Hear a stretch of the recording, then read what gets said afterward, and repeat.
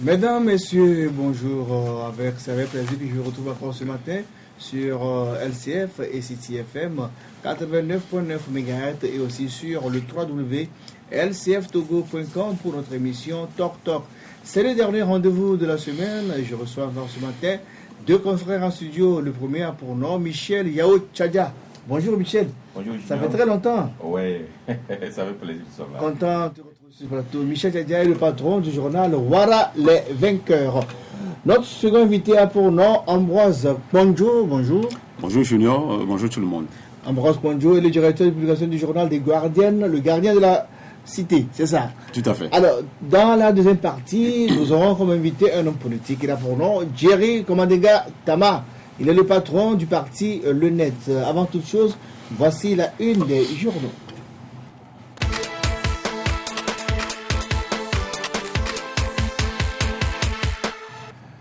Nous démarrons par l'hebdomadaire indépendant, le canard indépendant donc d'Augustin Méga.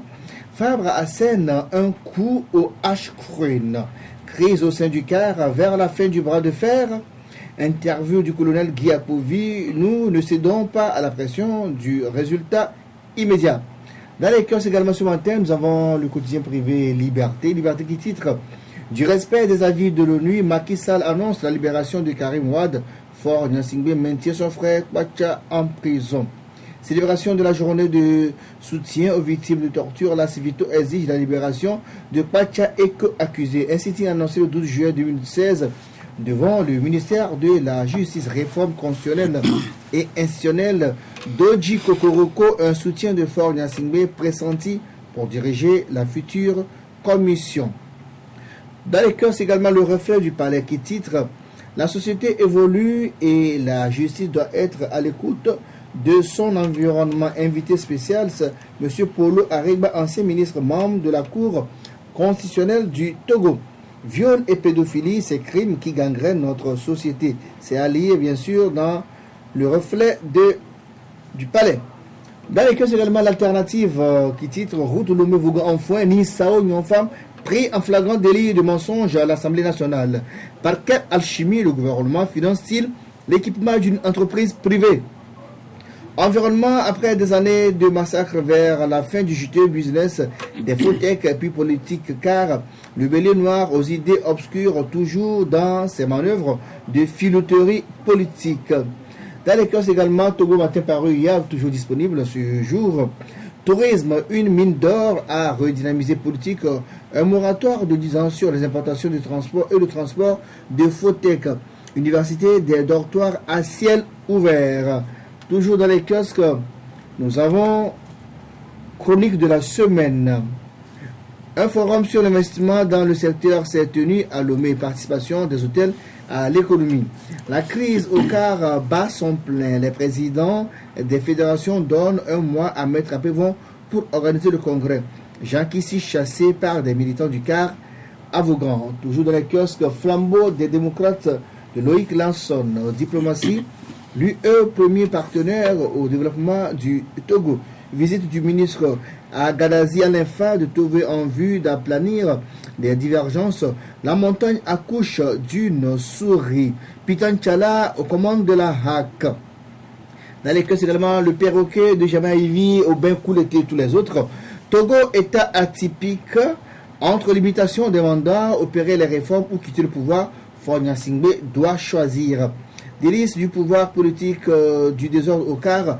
Maître Doji Apévon sur les pas du dictateur Yaya Jammeh. Eh bien, c'est tout pour les journaux. En studio, on a d'autres journaux avec nous ici. On peut montrer rapidement les unes. Nous avons Wara, les vainqueurs, dont le patron avec nous ici ce matin. Formation du nouveau bureau de la HAC, Capitaine Tchala à la présidence. La consécration, conflit foncier entre Lamba et Naoudem. Quand de fausses informations enveniment la situation des deux communautés déjà sur le terrain de l'apaisement. Nous avons Togo Réveil de notre ami Germain Pouli, qui est dans les kiosques également. Togo Réveil écrit phase opérationnelle de la convention entre la DOSI et le ministère de l'Agriculture. La MUAP reçoit 17 tracteurs dans le cadre de la mise en œuvre Agribail. Nous avons également l'Union pour l'Union, la patrie. Eric Johnson, sur son journal. Alors, désormais, avec l'installation du laboratoire de virologie à Lomé, les urgences sanitaires à gérer sur place. Interview de Moro Amilou, coordonnateur du PGICT, le Togo, un exemple de bonne pratique dans la prévention et la gestion des catastrophes. Et enfin, l'éveil de la nation de Sam Djobo. Il est dans les kiosques avec nous ce matin. Réforme politique au Togo, entre inconscience et égoïsme de l'opposition. Fort Gnassingbé souhaite des réformes impartiales. Crise au quart vers un retour imminent du bélier noir quand Apevon veut faire obstacle à la tendance à la russe de Maître Yaovi Abouemon. Mesdames et messieurs, c'est tout pour la une des journaux. On marque une pause derrière la première partie de l'émission.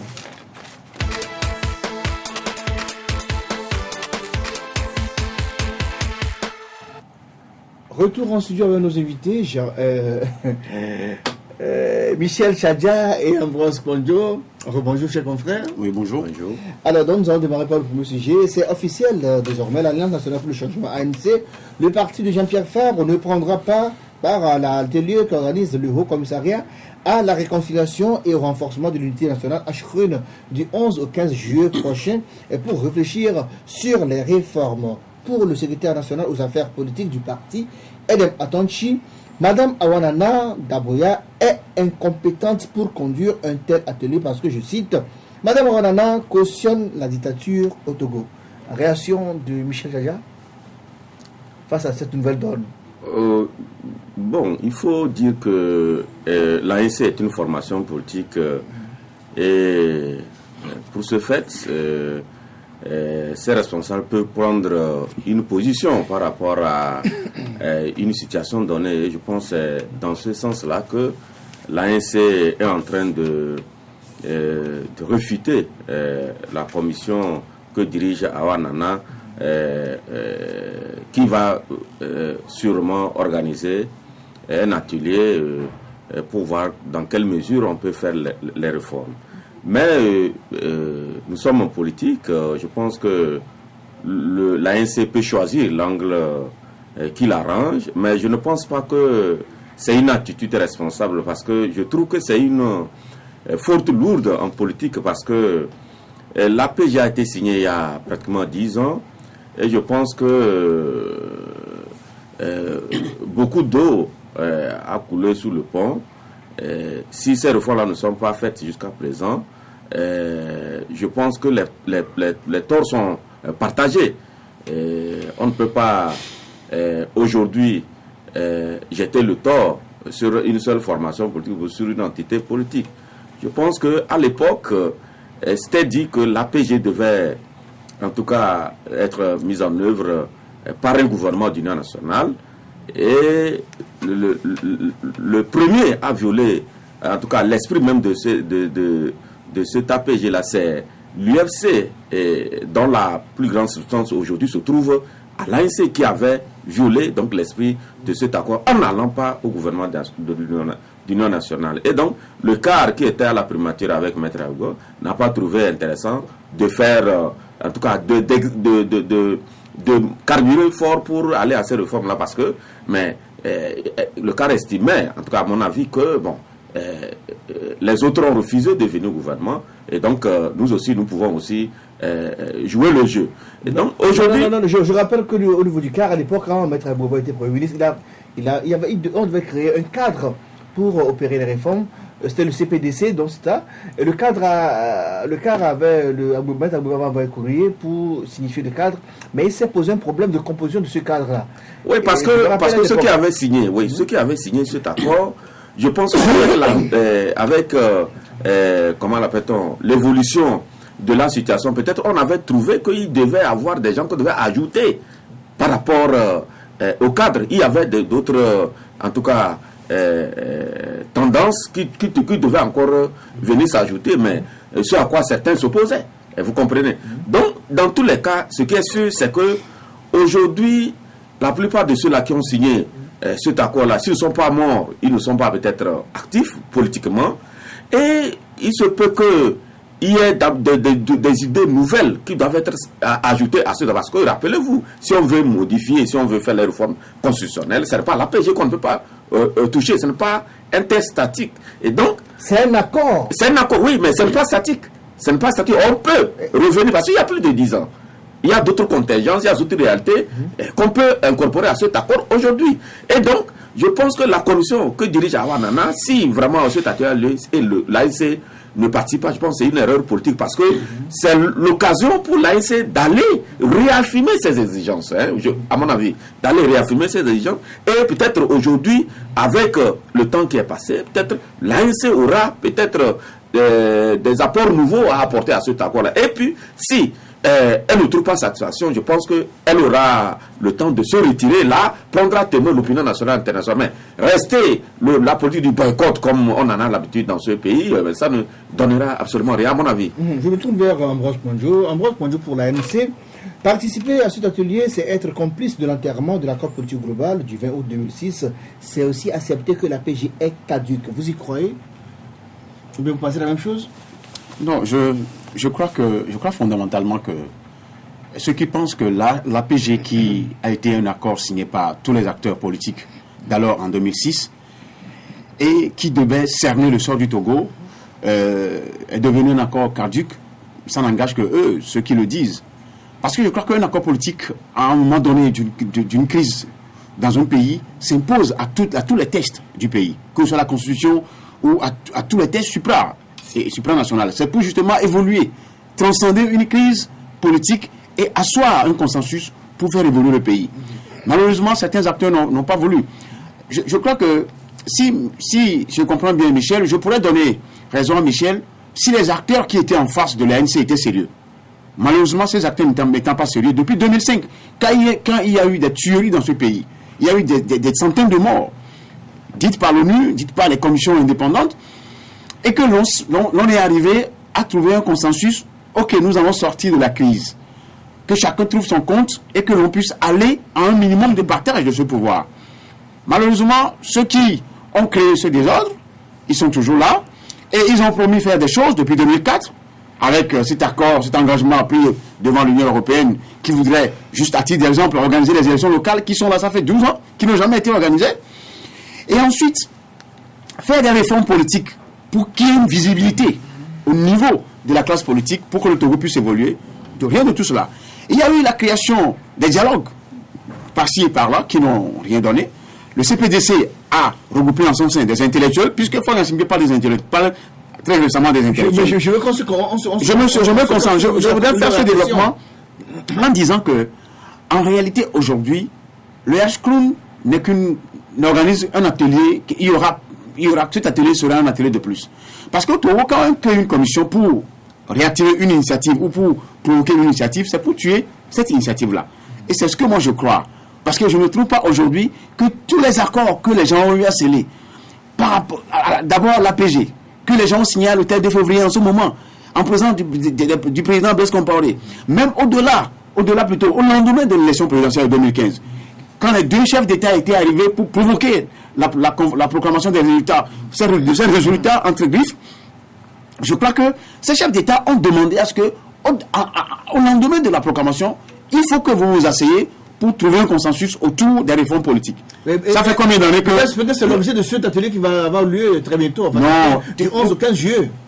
Qui sait? Qu'est-ce que le H... Même la CVJR, mon junior, la CVJR a recommandé de faire des réformes politiques, notamment la limitation du mandat, la recommandation des modes de scrutin à deux tours. Mais la CVJR a été initiée par Faure Gnassingbé lui-même, depuis 2008-2009. Mais aujourd'hui, les résultats sont là. Aucune entité de ce pays n'est pas en mesure de mettre en œuvre les recommandations de la CVJR. Que voulez-vous que l'H-Clown fasse aujourd'hui? Ceux qui critiquent Awanana, ils ont leur raison. Parce que Awanana a été celle qui a eu à rater la proclamation des résultats. Il y a une période dans cette année, c'est en 2003 je crois, qui a quitté le pays pour le Bénin. Et maintenant, je crois que jusque-là, est-ce que les acteurs politiques de l'opposition peuvent encore avoir confiance ou accorder du crédit à la dame? Ça, c'est à eux de répondre. Mais moi, ma question, c'est qu'il y a plusieurs structures qui ont déjà dégagé les pistes de sortie de crise pour le Togo, mais tout ce qu'on a eu comme recommandation n'ont jamais été appliquées. Donc moi, je me dis que ce serait un atelier de plus, et ceux qui ne veulent pas aller, ils ont leur raison. Moi, je trouve que la CVJR, que ce soit l'accord politique global, le CPDC ont déjà dégagé ce qui peut sortir le Togo de la crise. Alors, Michel Djadja, Le secrétaire national aux affaires politiques du parti de Jean-Pierre Fabre est formel. Tous ceux qui prendront part à cet atelier du H-Crune seront considérés comme des cautions à la dictature au Togo. C'est chaud. Non, ça ne veut rien dire. C'est les propos d'un homme politique.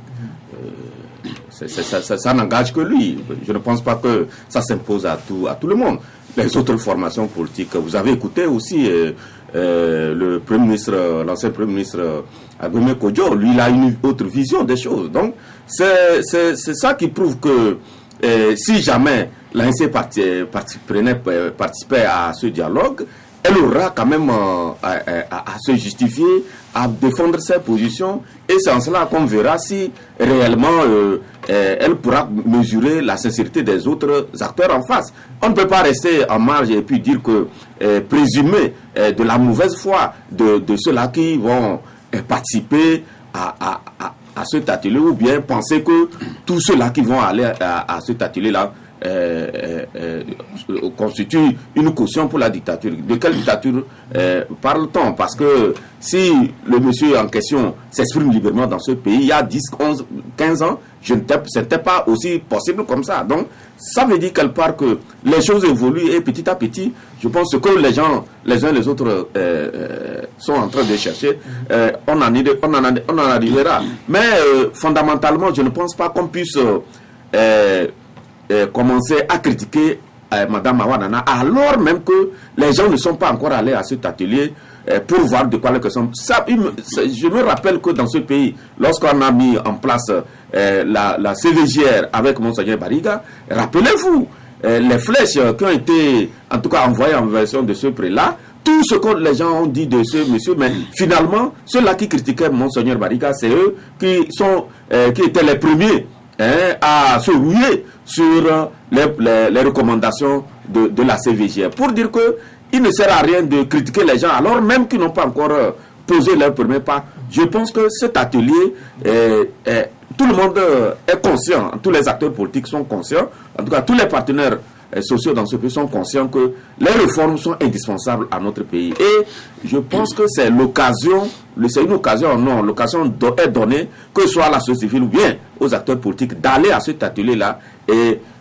exposer leur vision des choses, et pourquoi pas même rappeler juste les points forts de l'accord. Et maintenant, c'est en ce moment qu'on verra si cette commission dirigée par Awanana est de bonne foi ou pas. Junior, qu'a-t-on fait justement avec les recommandations de la CVGR? Moi, je me pose cette question. Vous savez, peut-être, moi j'ai toujours dit que peut-être c'est encore un piège que ce pouvoir est en train de tendre dans l'opposition, sachant bien que l'opposition ne répondra pas à cette énième rencontre, tout en sachant que toutes les recommandations qui ont été proposées dans plusieurs structures pour sortir le Togo de cette ornière, rien n'a été respecté. Vous voulez que les gens aillent encore à un énième, comment on l'appelle, conclave, pour dégager quoi? Donc c'est pour dire que on les a appelés, ils ont refusé pour faire croire à l'opinion internationale que c'est nous on l'appelle. Alors que vous qui appelez, vous ne respectez jamais ce que vous prenez comme engagement. Vous avez même pris des engagements devant les Blancs. Vous n'avez jamais resté, ça fait 12 ans. Le minimum qu'on puisse faire, c'est d'organiser au moins les élections locales. Depuis 87. Depuis 1987. Vous n'avez pas organisé. Mais vous avez pris un engagement devant l'Union européenne. Vous prenez l'engagement devant le peuple togolais. Vous jurez sur la Constitution que vous allez faire telle chose. Vous ne le faites pas. Voulez-vous que les gens aient encore confiance en vous? Mais écoute, les gens ne sont pas des dupes. Tout le monde est intelligent et chacun joue sur son intelligence. Vous n'allez pas prendre les gens comme des imbéciles. C'est parce que vous prenez les gens comme des imbéciles, vous créez des structures, vous tuez les initiatives, que les gens sont en train de vous regarder. De toutes les manières, moi je crois fondamentalement que chaque peuple a sa manière de lutter. Et chaque peuple sait à quelle heure et il obtiendra ce qu'il veut. Si les acteurs politiques n'arrivent pas à le faire, ceux qui sont au pouvoir sont en train de donner un boulevard au peuple, de choisir sa manière de revendiquer et d'obtenir l'alternance, quel que soit ce que l'on demande. Moi je dis aujourd'hui que ce pouvoir a la chance d'avoir un peuple qu'il a devant lui. Mais un peuple n'est pas toujours amorphe à vita aeternam. Un peuple change toujours de stratégie au vu des événements qui sont en face de lui. Autant ce pouvoir change de méthode et de décider d'évoluer vers l'alternance que de rester dans l'ornière tout en provoquant des conflits latents avec des initiatives, des lois liberticides, des lois qui sont iniques à un sens et qui aujourd'hui ou demain peut créer des problèmes dans ce pays. Alors, autre argument avancé par l'ANC pour bouder les travaux du HCRUN, c'est le fait qu'il soit écrit noir sur blanc que les participants vont réfléchir sur les réformes à opérer alors que l'APG a déjà identifié les réformes qui doivent être faites. Il s'agit seulement de les matérialiser, autrement dit, le gouvernement fait du dilatoire. Michel, votre réaction par rapport Non, je ne pense pas que le gouvernement fait du dilatoire. Mais qu'est-ce qui gêne l'ANC d'aller, même ne serait-ce que rappeler les points forts, je l'ai déjà dit tantôt, les points forts de cet accord-là. Il ne sert à rien de gesticuler. Je pense que c'est une occasion, hein. À mon avis, c'est une occasion pour les formations politiques d'aller réaffirmer leurs exigences. Et devant Madame Awanana qui préside cette commission-là. Et c'est en ce moment-là que, avec des confrontations d'idées, on pourra, je l'ai dit tantôt, il peut y avoir des apports par rapport à cet accord-là. Cet accord-là n'est pas statique, il faut le dire. Ça fait 10 ans, il y a d'autres exigences, il y a d'autres contingences qui pourraient être prises en compte cette fois-ci. Je ne sais pas, c'est la tête de Awanana qui ne plaît pas à l'ANC ou bien c'est la commission tout entière. Sinon, je ne trouve pas que ça soit en tout cas mal vu par certains d'aller à cet atelier qu'organise très très prochainement cette commission-là. Donc il appartient quand même, je l'ai dit, nous sommes en politique. Si là il se trouve que c'est en tout cas sa position-là l'arrange pour le futur, parce que c'est de ça qu'il est question. Mais je voulais rappeler pour dire que les élections locales, tout le monde reconnaît que ça fait longtemps qu'on n'a pas pu organiser les élections locales. Et je l'ai dit un peu partout que à un moment donné, je pense que tout le monde, les partis politiques de l'opposition visaient seulement la présidence. On n'a pas tous les accords qui ont été signés à Ouagadougou et à Marcoussis, je ne sais pas, pas à Marcoussis, en France, dans une petite ville non loin de Paris. Je pense que tous ces accords-là, Colmar, voilà, je te remercie, mais tous ces accords-là, au cours des pourparlers, l'opposition n'a jamais mis les élections locales comme une priorité. C'est très important. À défaut de prendre le pouvoir au sommet, vous pouvez commencer à prendre le pouvoir par là-bas. C'est ce que Alassane Ouattara a fait en Côte d'Ivoire. Les gens pensaient que l'élection locale, ça ne sert à rien, mais quand on a laissé Alassane Ouattara aller à ces élections, il a remporté la plupart des... Le gouvernement a pris les engagements, les engagements en 2004, c'était bien écrit noir sur blanc, on devait faire les locales. Ça fait 12 ans quand même. Oui, mais qu'est-ce que fait l'opposition? Est-ce que c'est l'opposition qui doit organiser les élections? Je n'en disconviens pas, mais je dis, mais l'opposition peut constituer une pression. En quoi faisant? Mais c'est à elle de choisir. Mais attends, il y a encore 2-3 semaines dans la rue pour réclamer les réformes. Non, je pense que les rues, pendant plus de je ne sais combien d'années, la rue ne donne plus au Togo. Donc, vous le savez, Junior, la rue ne sert plus. Je pense qu'aujourd'hui... Mais la rue ne sert plus. Mais ils sont en train de se ressaisir ces derniers moments. La rue fait des propositions. Junior, je crois que... Moi, je pense qu'il n'y a pas longtemps, l'ANC disait qu'ils sont en train de contacter un certain nombre de présidents de la sous-région pour essayer de servir d'intermédiaire entre elle et le pouvoir. Je trouve que c'est comme ça, je trouve ça responsable que de sortir au lieu des gens dans un coin, chanter, danser toute une journée rentre. Au Togo, actuellement, ça ne sert pratiquement à rien. Ce que moi je crois, c'est que l'heure n'est plus aux contradictions. Parce que quand mon ami Michel disait que qu'est-ce que l'opposition a fait depuis 2004 pour obtenir les élections locales ou l'organisation des élections locales, je crois que justement un moyen de pression c'est la marche. Et aujourd'hui on ne peut pas me dire que la marche n'a jamais fait pression sur le pouvoir togolais. Je me rappelle de 12 juin 2012 ce qui s'est passé. Ce pouvoir avait la tête dans la main et je me disais que peut-être l'opposition manquait de la finesse de sa stratégie pour pouvoir aboutir et renverser ce régime. Mais il faudra dire ça au lieu d'aller à une contradiction. Moi, ce que je dis aujourd'hui, qui a opté pour organiser les élections locales? L'opposition, le pouvoir n'a pas appelé l'opposition pour aller prendre des engagements auprès de l'Union européenne en 2004. C'est le pouvoir qui est allé prendre des engagements. Il appartient à ce pouvoir et à lui seul qui aujourd'hui détient toutes les clés de la manière du pouvoir d'organiser des élections locales sans pouvoir attendre l'opposition. C'est une question qui, même pour un enfant de CP1, peut rapidement les oreilles peuvent rapidement s'ouvrir. Vous avez pris un engagement devant les gens sans avoir à inviter l'opposition. Vous attendez l'opposition pour organiser les élections. Pourquoi? La preuve, ils organisent aujourd'hui la démarche qu'ils font même pour aller à ces élections. C'est des démarches uniques qui ne répondent à aucun consensus. Et ils veulent aller à un sens unique. Et vous aurez les résultats. Moi, je dis que soit les gens veulent que le Togo soit apaisé, que le Togo aille de l'avant, que le Togo soit comme le Bénin, comme le Sénégal, comme la Côte d'Ivoire. Parce que quand vous donnez les exemples des autres pays, ces pays n'ont pas pris le même chemin que nous.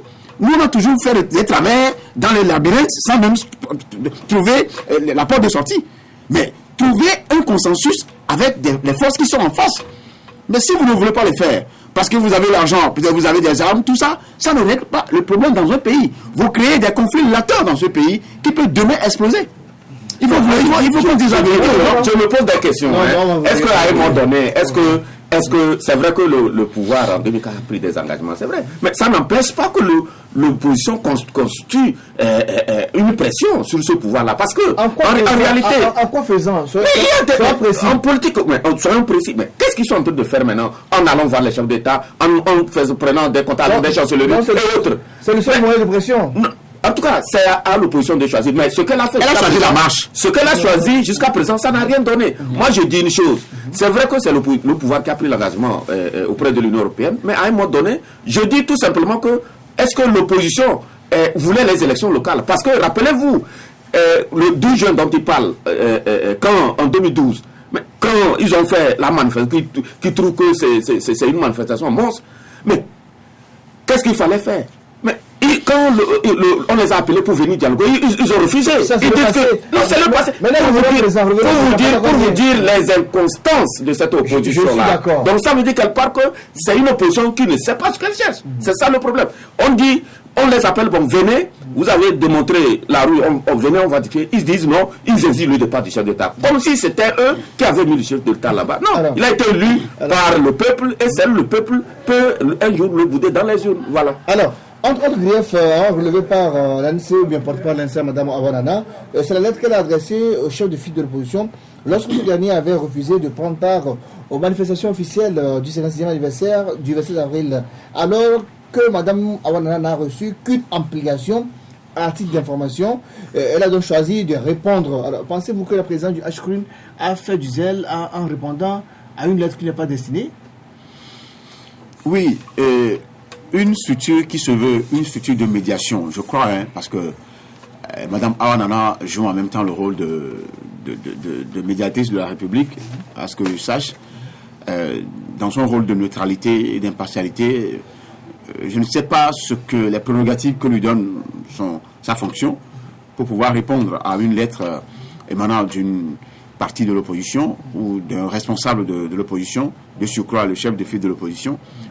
Mais je crois que pour ceux qui pensent qu'elle ne devait pas répondre à cette question, pourraient avoir naturellement peut-être raison. Parce que pour jouer un jeu de la calmie ou de l'apaisement de la part d'une structure qui se veut impartiale et neutre, je crois qu'elle pourrait, toute raison gardée, faire un blackout sur cette sortie d'un politique. Elle autre n'est pas un politique. Même si elle l'était, elle ne devait pas se mettre dans le jeu des politiques. Les politiques ont un jeu à faire. Et chaque politique... Elle est aussi médiateur de la République. Justement, c'est pourquoi je dis, elle incarne toute une neutralité, toute une impartialité dans le jeu qu'elle doit jouer dans la sphère politique au Togo. Donc elle ne doit pas se laisser aller par des passions politiques émanant d'un acteur politique. Malheureusement, c'est ce qui a été fait. Si le refus de l'ANC de participer, on ne sait pas si aujourd'hui ce refus répond immédiatement à la lettre qu'elle a eu à renvoyer aux dirigeants de l'ANC. Ça peut avoir des conséquences. C'est pourquoi je dis, quand vous avez la chance d'être élu, d'être désigné à la tête d'une structure qui se veut neutre et impartiale, vous avez toute vous devez avoir la hauteur d'esprit de pouvoir jauger les choses, de mesurer 1000 fois ce que vous allez sortir, que ce soit à l'écrit ou au niveau du parler. Tout ce que vous aurez sorti, vous aurez à l'imaginer et le mûrir avant de le sortir. Alors, ça peut avoir des conséquences. Je ne sais pas si c'est ça qui donne des conséquences aujourd'hui. À ce que je sache, Puisque du côté de l'ANC qui ne veulent plus participer à ce... L'ANC dit clairement que maintenant Onana est complice du pouvoir et du coup, elle n'a pas la compétence pour... L'ANC a ses raisons que moi j'ignore. Alors, la question à Michel Todjan, rapidement. Une dernière question avant qu'on le brûle, parce que la CDPA demande aujourd'hui que l'armée soit associée à cet atelier. Parce que sans l'armée, on ne peut pas mettre en œuvre l'accord de la PG, ce que la CDPA relève dans un courrier. J'ai trouvé ça bizarre de la part de cette dame-là même qui le dit. J'ai trouvé ça bizarre puisqu'elle était à côté de Monseigneur Poduro. Ce que cette dame a fait aux côtés de Monseigneur Poduro au cours de la conférence nationale souveraine où l'armée a quitté. Sinon, n'oubliez pas que l'armée a quitté la conférence jusqu'à ce jour. Je pense que jusqu'à la fin de la conférence, rien n'a été fait pour amener cette armée-là. Rappelez-vous que l'armée a un contentieux avec l'opposition en quittant la conférence nationale souveraine. Rappelez-vous. Mais c'est pas aujourd'hui. À l'époque, il n'y avait pas d'opposition parce que c'était les Togolais. Non, attendez, quel Togolais? On sait comment, non, quand même. Moi, j'étais en cas de seconde quand on faisait la conférence nationale. J'ai suivi tout aussi. Donc, on ne raconte rien aujourd'hui. Je sais ce que Mme Adamabo, près de Monseigneur Pedro, disait. Et on sait comment la salle était composée. On sait tout ça là. Non. Elle était du bureau provisoire. Elle n'était pas du bureau définitif de la conférence. Mon frère, je dis Madame Ando était là-bas. On sait, les CD, les bombes sont là même. Je dis, tu m'as posé une question. Je dis, je trouve bizarre et curieux que c'est cette dame par rapport à ce qu'on a réservé à l'armée à la conférence nationale. Je trouve aujourd'hui bizarre que c'est eux qui demandent que cette armée, alors que l'armée a quitté l'Assemblée nationale, personne n'a fait que quoi la conférence nationale, personne n'a fait quoi que ce soit pour amener cette armée-là. Et si aujourd'hui, elle regarde les choses faites, et aujourd'hui on trouve que cette armée-là doit faire partie en tout cas doit participer à cette atelier. L'armée joue un rôle prépondérant dans la crise politique. Mais les gens devaient le savoir en 2091. Mais c'est vieux, ça fait 25 ans. Ok, bon, il faut évoluer. Ah bon, s'ils ont changé maintenant la façon de regarder l'armée, tant mieux. Non, c'est bon. Pour avoir proposé d'inviter l'armée. L'invité est là, malheureusement on a passé le temps. On va marquer la pause et derrière la pause on va rejoindre notre invité politique, M. Djery Tama, le président du NET.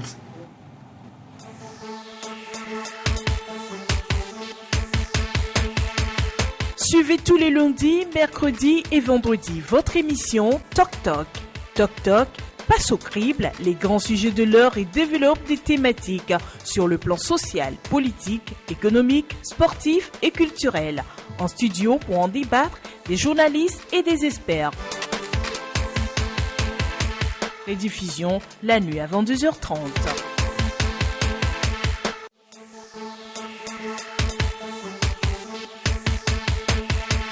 Suivez tous les lundis, mercredis et vendredis votre émission Toc Toc.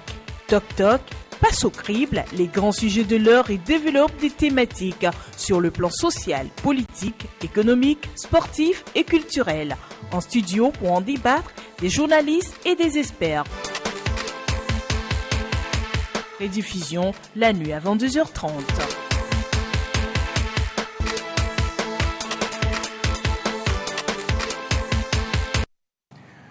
Retour en studio, notre invité est là, je vous donnais son nom tout à l'heure à l'instant, donc c'est M. Djery Tama, il est président du nouvel engagement togolais, NET, aussi était candidat à la présidentielle d'avril 2015. Bonjour M. Tama. Bonjour. Et merci d'avoir répondu à notre invitation. Oh, c'est toujours un plaisir. Alors je vais aller tout droit, je vais parler de la présidentielle passée. Pourquoi vous avez décidé de briguer à ce fauteuil présidentiel en 2015? Parce que quand on a un parti politique, quand on dirige un parti politique, la vocation d'un parti politique, c'est la conquête du pouvoir. Et cette conquête-là n'est pas un exercice linéaire ou ponctuel, mais c'est un exercice qui se projette dans le temps. Et il est évident que pour faire cette expérimentation, pour se préparer, il faut commencer par quelque chose. Donc c'était la première raison. La deuxième raison, c'est que nous avons pensé qu'il y avait des choses à dire. Et une élection présidentielle est une occasion unique pour pouvoir s'adresser à l'ensemble des Togolais. Et la troisième raison, c'est que nous sommes y allés aussi avec l'intention de gagner. On n'est pas allé pour faire de la figuration. Et pensez-vous réellement que vous allez remporter l'élection de 2015? Vous étiez sûr? En 2015, vous l'avez pensé? En 2015, nous avons dit une chose qui était très simple. Le NET se met dans une logique du long du plus ou moins court et le moyen terme ou long terme. Donc, aller aux élections en 2015 et gagner immédiatement aurait pu être beaucoup plus compliqué eu égard à la naissance, même à l'âge du parti et aux moyens. Il faut pas se tromper. Hein. Mais pour commencer, pour espérer gagner dans 5 ou 10 ans, il faut commencer en 2015. Donc voilà, nous sommes dans un cheminement. Nous avons fait une expérience en 2015. Nous avons eu des résultats. Je vous entendais tout à l'heure parler d'autres formations qui parfois étaient bien meilleures que d'autres formations qui sont dans ce pays depuis une vingtaine d'années d'ailleurs. Donc c'est une expérimentation. Nous sommes dans une logique de travail dans la durée. Et ce travail dans la durée ne peut pas commencer en un autre moment que 2015. Alors, on a tendance à faire une remarque ici au Togo, en politique souvent. Les responsables du parti ont toujours leur fief dans leur couverture de leur région. Mais ce qui a été un peu paradoxal chez vous, c'est que lors de cette présidentielle, vous n'avez pas remporté dans votre nouvelle goût natal. C'est UNIR qui était en tête, suivi du CAP 2015. Que s'est-il passé? Ce qui s'est passé, c'est que, en réalité, quand vous êtes une formation politique avec très, très peu de ressources comme la nôtre, et que vous avez en face de vous, en réalité aussi, on parle de réalité locale, hein, au niveau de la préfecture, un mécanisme qui se met en place, c'est ce qui a été le cas, parce que quand vous prenez 2013, où nous avons été aux élections législatives, alors que moi-même en tant que président, je ne m'étais pas présenté, le NET était la deuxième formation politique après UNIR. Et vous prenez les élections présidentielles, c'est que il y a eu ce qu'on appelle une stratégie anti-guérilla qui s'est mise en place. Et que ce soit... Vous dites? La stratégie encore a-t-elle consisté? Non, mais la stratégie consiste à avoir des moyens à pouvoir les mettre sur le terrain.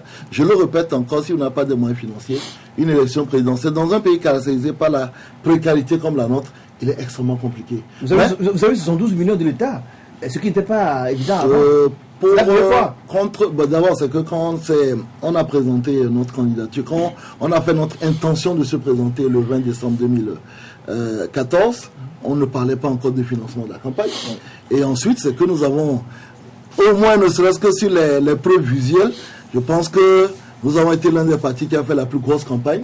Et nous, notre budget de campagne, initialement, quand on se lançait en campagne, était de 350 millions.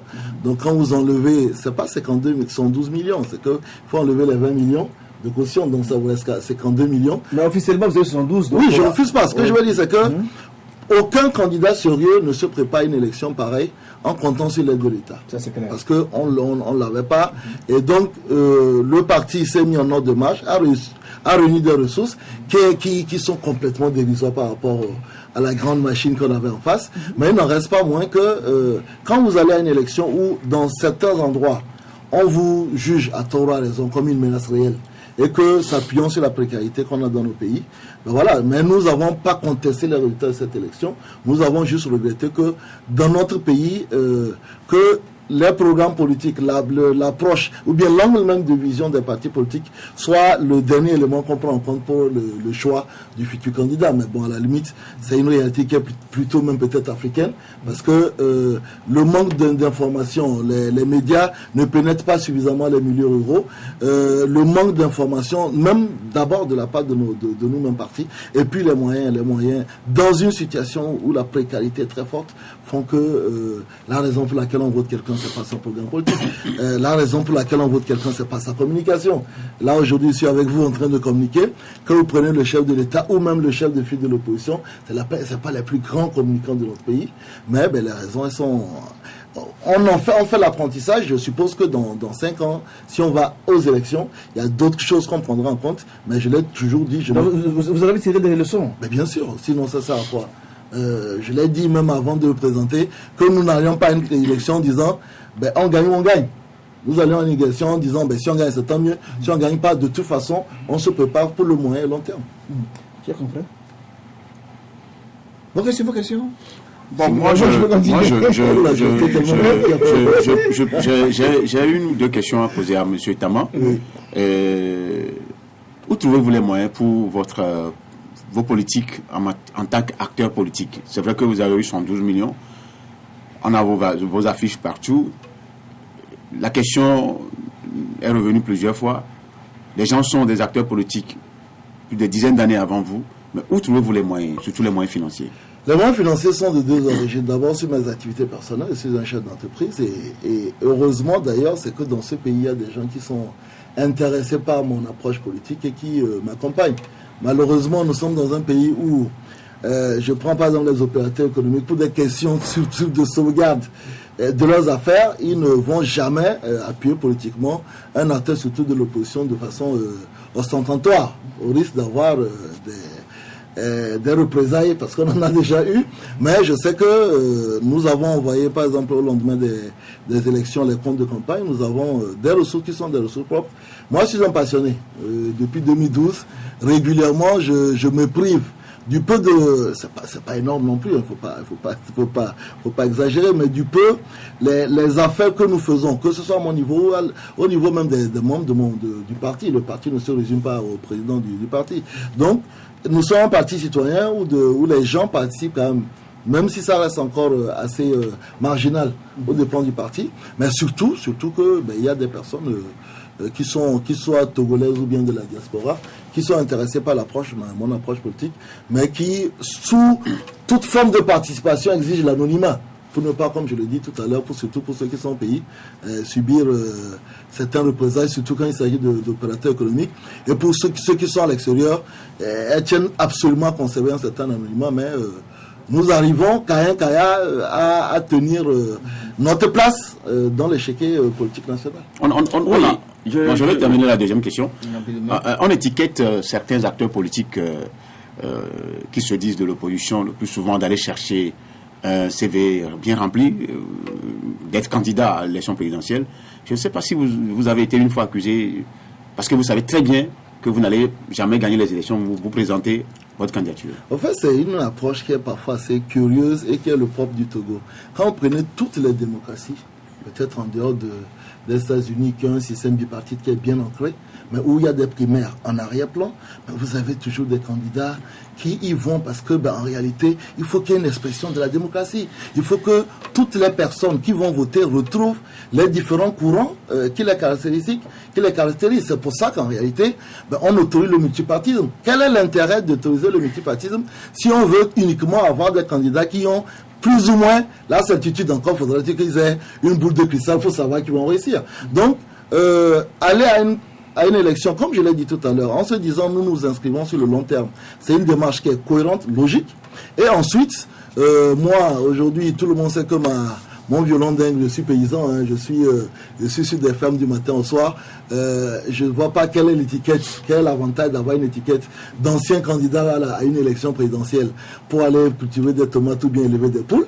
Donc aujourd'hui, c'est que si vous avez les moyens et vous avez envie de servir votre pays et que vous trouvez les moyens pour exprimer l'altérité d'opinion dans le pays, mais je pense qu'à la limite, même aujourd'hui, le financement des partis politiques pour les élections qu'on fait, c'est pour justement permettre à ce que toutes ces opinions puissent s'exprimer lors de la joute électorale et que les électeurs aient largement le choix de choisir entre une dizaine de candidats que de choisir entre deux candidats dans un système, je le répète encore, multipartite. On n'a pas un système bipartite où il y a deux grands partis qui finissent par avoir des candidats. Mais au Togo, on sait que c'est toujours deux partis en tête, largement en tête, et d'autres sont très loin.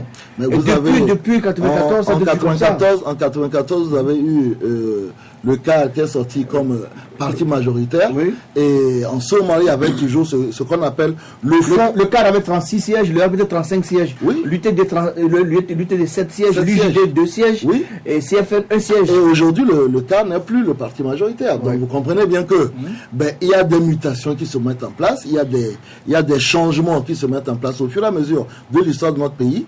Et aujourd'hui, quand on crée le net en disant faisons la politique autrement, c'est que nous sommes persuadés que il y a une autre façon de faire la politique. On a dit en mettant l'accent sur les questions qui concernent directement les citoyens. Peut-être que le discours n'a pas encore passé, mais il va tôt ou tard finir par passer. Il faut juste être suffisamment patient. Mais on ne peut pas aller à une élection bien avant un parti où vous avez un pays où il y a une centaine de partis et dire écoutez, il n'y a que l'ANC et le parti unir, parce que c'est les partis aujourd'hui majoritaires. Donc quand il y a une élection, il n'y a que ces deux partis-là qui y vont, parce que c'est uniquement les deux partis-là qui ont la chance de remporter. Il faut permettre aux électeurs d'écouter d'autres discours et de pouvoir peut-être commencer à monter en puissance d'autres formations politiques. C'est comme ça que ça se fait dans beaucoup de pays.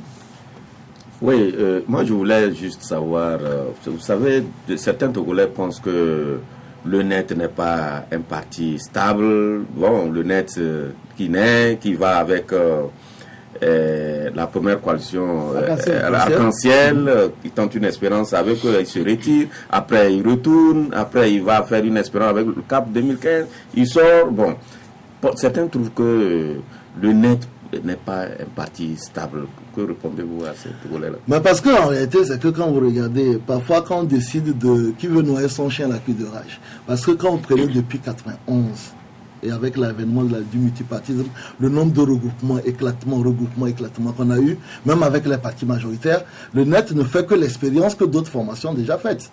C'est-à-dire, quand on rentre dans un regroupement, le NET est venu en disant faisons la politique autrement.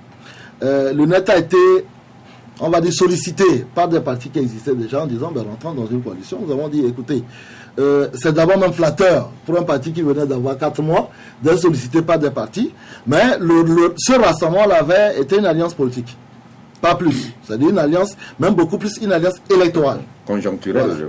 Voilà. Donc, à partir du moment où il y a des moyens d'action, le NET à la naissance avait dit les manifestations, c'est sans aucun doute une bonne chose, mais le NET a besoin d'asseoir sa base avant de commencer à faire des manifestations. À partir du moment où on force, par exemple, un parti qui a des idéaux, qui a des moyens d'action, on dit non, vous rentrez dans le regroupement, faites ça, le parti dit non, vous pouvez faire sans nous, mais l'alliance électorale reste là. Mais si les partenaires disent non, on dit non, mais dans ce cas-là, ça ne sert à rien. Et rebelote, après les élections législatives, les gens ont vu quand même que, au-delà, le NET n'était pas un parti de plaisantin. Je rappelle quand même que nous avons, sur l'ensemble, même sur le tout simplement, eu autour d'une dizaine de milliers d'électeurs. Pour notre première expérience, on dit, finalement, le NET, ce n'est pas des plaisantins.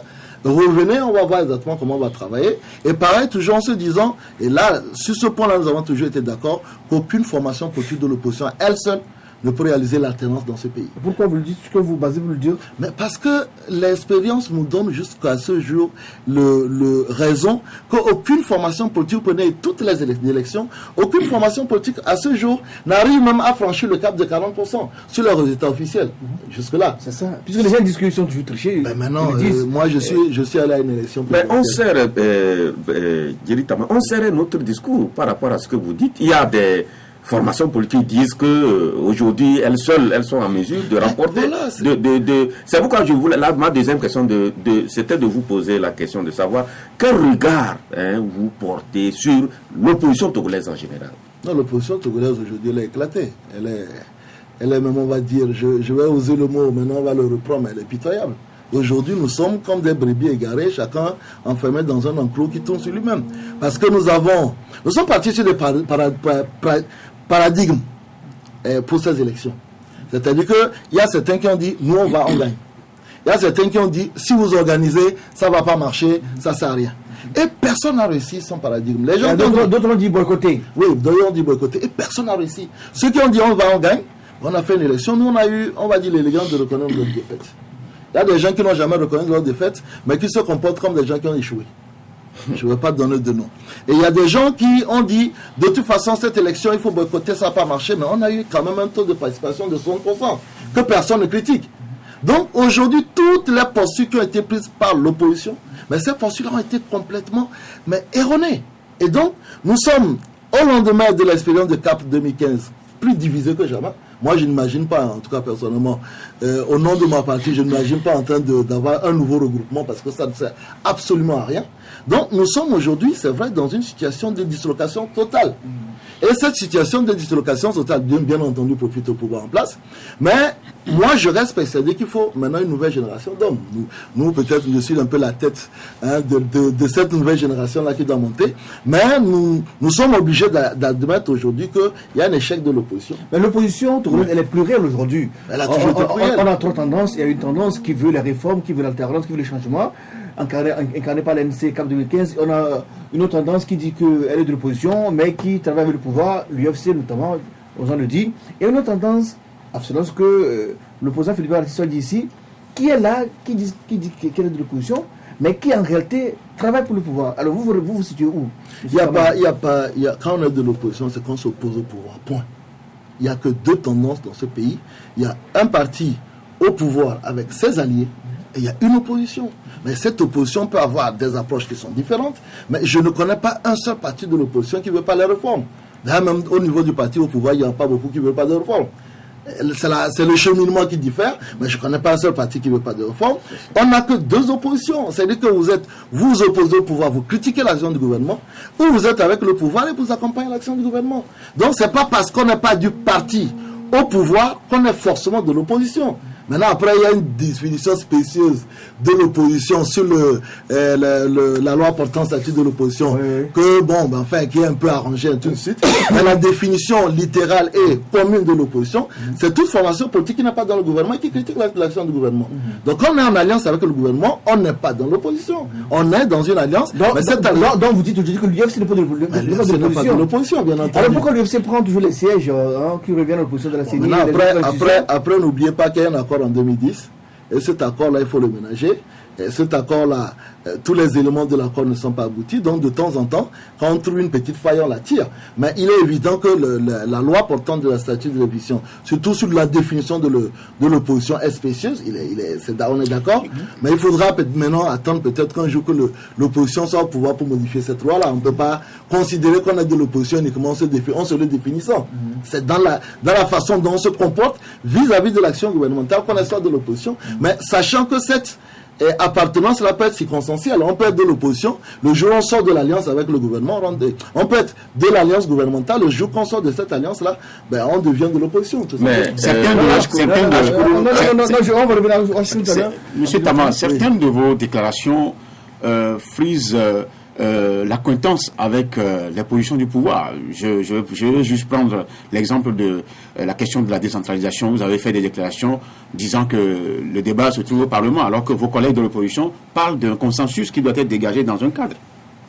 Moi, j'ai des positions qui ont le mérite de ne pas être figées. J'ai dit que nous avons perdu 8 ans depuis 2007. À mettre en place cette loi portant décentralisation. Nous avons mis en place, et c'était sous le ministre Barroso, un comité technique composé de représentants cooptés des partis majoritaires qui ont fait une proposition. Donc ça veut dire que au moins à ce niveau-là, les gens ont été consultés. Ils ont fait une proposition qui a fait l'objet d'une synthèse qui a été remise donc au ministère de la décentralisation. Nous disons que si notre Parlement fonctionne parfaitement, ce Parlement-là, une fois que le dossier, le projet de loi, ou la proposition de loi d'ailleurs, est déposé au Parlement, la commission des lois a le loisir d'inviter les différents acteurs. Et aujourd'hui, ceux qui sont à l'Assemblée, quelles que soient les rencontres qu'on fait, les consensus qu'on obtient, l'Assemblée nationale est souveraine. Et quels que soient les accords, on l'a vu avec la loi portant les réformes, quels que soient les accords qu'on fait, si l'Assemblée nationale ne donne pas son option, ça ne sert à rien. Donc, qu'il faut réduire la marge de perdre du temps à faire des discussions et amener le sujet à l'Assemblée nationale. Par contre, quand le texte portant par la création de préfecture est passé de façon monolithique, j'ai été aussi parmi ceux qui ont dit, je trouve que la concertation n'a pas eu lieu. Si la concertation n'a pas suffisamment eu lieu à l'Assemblée, je le dénonce.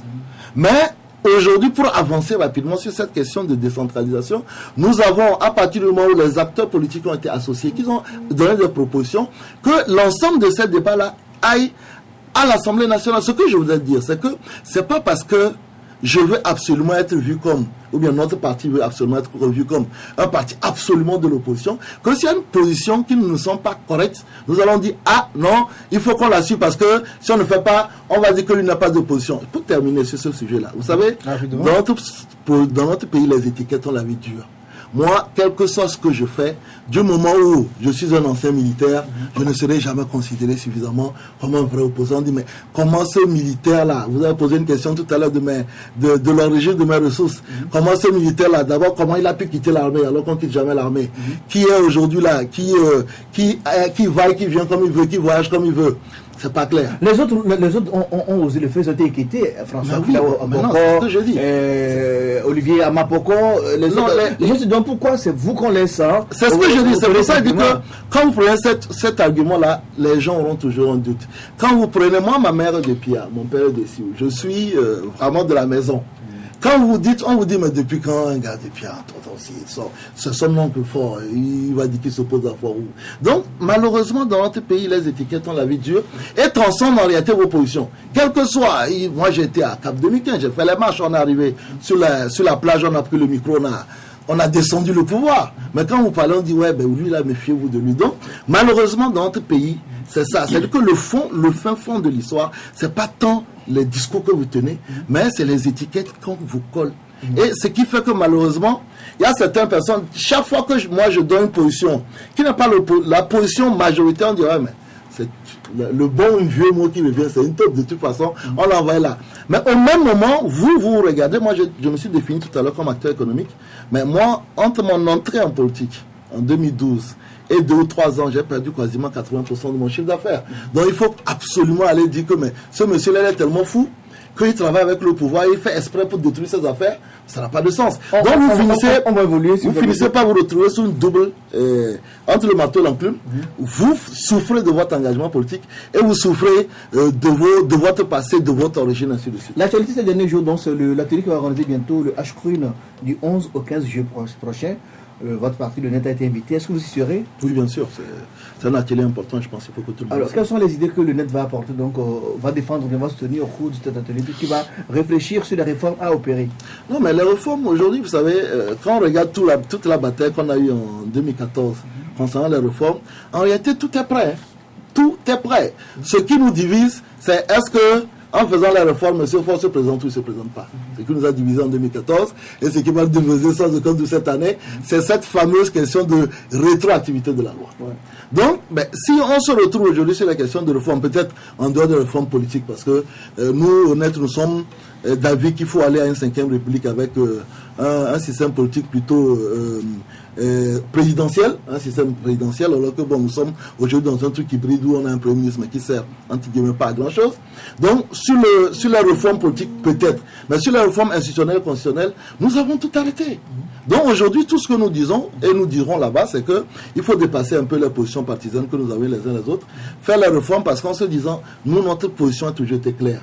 Une fois qu'on a fait les réformes, qu'on autorise M. Faure Gnassingbé à faire 5 ans ou 10 ans en plus, c'est qu'à un moment, on aura un terminus. Et ce terminus, cela marquera le début d'une nouvelle ère. Et c'est la position que nous défendrons et c'est la position que nous avons toujours défendue. Alors, pourquoi réfléchir encore autour de réformes quand on sait que la PG a déjà tout prévu? Il y a la PG, il y a la PG avait tracé des lignes directrices. Mais aujourd'hui, je reviens encore sur la question de est-ce que la PG est caduque ou n'est pas caduque. Mais la PG a défini des lignes directrices. Là, il y a la CVG qui a défini des lignes. Et je répète encore qu'en 2014, nous avons eu un projet de loi qui était quasiment accepté par tous, sauf le seul point là. Donc, on peut aujourd'hui dire que il ne faut plus retourner au niveau de la PG, il ne faut pas retourner au niveau sur la réforme constitutionnelle et institutionnelle, même retourner au niveau de la CVGR, mais prendre ce que nous avons laissé à l'Assemblée nationale, trouver un point d'entente sur le point d'achoppement et puis avancer. Alors pourquoi encore réunir toutes les ministères, les hommes l'église, les syndicats, les universitaires, les politiciens encore, autour de tout ce truc qui est identifié. Parce qu'on a créé un H-Crone, il faut bien que le H-Crone fasse son boulot. Mais le H-Crone n'est pas là pour faire les réformes. Le H-Crone est créé pour autre chose. Non, le H-Crone pour indemniser les victimes des violences, tous les résultats de la CVGR, le H-Crone doit les matérialiser maintenant. C'est ce qui a été fait. Mais pour réaliser la réconciliation, il faut réaliser aussi la réconciliation politique. Aujourd'hui, le gros problème, c'est que nous avons un tissu politique qui est complètement éclaté. Pour réaliser cette réconciliation, il faut régler définitivement. Aujourd'hui, le paysan qui a son champ où le maïs ne grandit pas, il dit que c'est à cause des réformes. Le gars qui ne vend pas au marché, il dit que c'est parce qu'il n'y a pas de réforme. Il faut effacer cette histoire-là, faire les réformes, être comme un pays normal, entre guillemets. Et une fois qu'on sera un pays normal, les gens ne vont plus évoquer, ou bien même invoquer la question de réforme pour expliquer les difficultés qu'ils ont, mais il y a peut-être sans aucun doute de raison. Donc il faut, à mon sens, évacuer, mais je ne pense pas que, quand on regarde le nombre de personnes qui sont invitées, je ne pense pas qu'on pourra aboutir à des conclusions très importantes, sachant que le problème est éminemment politique. Comprenez-vous la position de l'ANC qui dit que le H-Crone naturel qui va organiser va servir à enterrer la PG? C'est l'opinion d'une formation politique. Je ne veux pas trop la commenter parce qu'ils ont sans aucun doute leur raison, mais je vous dis, moi je considère que l'H-Crone c'est bien pour mettre des bases pour une discussion politique, mais aujourd'hui, Et sans cela, peut-être même que l'autre fonction de la présidente de l'ASCOM, qui est médiatrice de la République, sans cela que peut-être moi j'attendrais plutôt qu'elle joue un rôle en tant que médiatrice de la République, même si elle est chargée de régler les contentions entre l'administration et les particuliers, qu'elle peut peut-être aussi amener l'ensemble des acteurs politiques à trouver une porte de sortie, parce que tout est prêt. Aujourd'hui, tout est sur papier, il faut juste enlever, savoir si on garde les dispositions transitoires ou bien on ne les garde pas, et puis c'est tout. Vous êtes pour la limitation de mandat et le scrutin de tour au niveau du net? Nous sommes sur la limitation des mandats et les élections de tour. Et nous avons dit depuis 2014 et depuis 2015 et que si le sacrifice à faire est d'accepter que Forêt, c'était en 2014, est encore même la possibilité, parce que avant la possibilité ne veut pas dire qu'on gagne les élections. C'est la possibilité. La personne peut se présenter. Si le prix à payer, c'est de dire, ok, monsieur, vous pouvez vous présenter, quitte à ce que l'opposition en ce moment-là s'organise pour gagner des élections en bonne et due forme. Moi, je pense que c'est la meilleure des façons de faire. Je le pensais en 2014, je le pense encore en 2015. Alors, pour vous, la réforme doit se limiter au test que le gouvernement avait envoyé le 30 juin 2014 à l'Assemblée, ou bien on doit l'élargir, revoir les prérogatives du Premier ministre, par exemple? Je dis, moi, je pense qu'il faut aller à un régime présidentiel. Et quand dans un régime présidentiel sans Premier ministre. Voilà, il n'y a pas de Premier ministre. Et on a un vice-président. Et puis voilà, le président est responsable de ses actions. Il ne profite pas pour systématiquement envoyer la responsabilité sur le Premier ministre qui n'est pas élu. C'est un système complètement aberrant. Un président est élu pour faire son programme et on le juge sur son action. Comme c'est le cas au Ghana. Comme c'est le cas au Ghana, comme c'est le cas aux États-Unis. Pensez-vous, avec l'histoire du Togo, ce que le Togo a traversé depuis les années 90, depuis 50 ans pratiquement, et surtout à partir des années 90, le système présidentiel puisse régler les problèmes togolais? On peut faire soit un régime présidentiel, soit un régime parlementaire. Le régime parlementaire est bien, mais sauf que la fonction du Premier ministre est, dans nos pays, avec la tradition monolithique que nous avons, est souvent galvaudée. C'est pour ça que dans un régime présidentiel, il y a la séparation du pouvoir. Dans un régime présidentiel, il y a le fameux, ce qu'on trouve aux États-Unis, l'impeachment, où l'Assemblée peut destituer le président de la République. Donc, le président de la République n'a plus les pleins pouvoirs, comme il a aujourd'hui dans notre pays, mais c'est qu'il y a une répartition du pouvoir, et en ce moment-là, l'appareil judiciaire prend une vraie valeur, parce que l'appareil judiciaire est très important dans un régime, comme on le voit au Ghana ici. Dans l'appareil judiciaire, il y a un contentieux électoral et les gens sont allés se plaindre où? À la justice.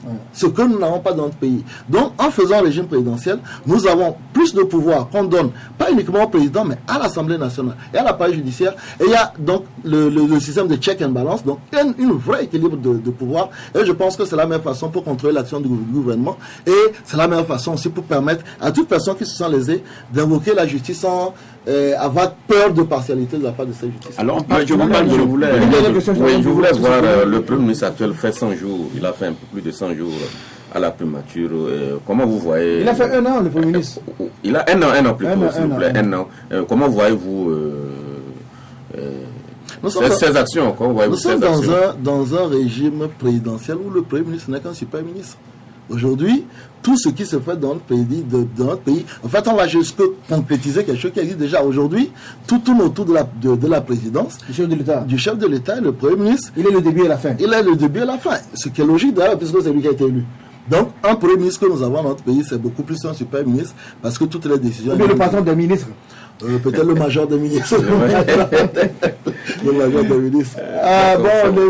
Donc, l'émission tire à sa fin. C'est pas si vous avez un mot. Non, le mot, LCF CTFM aussi, voilà. Sur le www.lcftogo.com. Non, le mot, c'est que je pense que la rencontre avec les HCN vient à point nommé. Ça va être le début. Qu'on puisse discuter ensemble, échanger ensemble. Et puis, après, la question reste éminemment politique. Et c'est politique de la régler.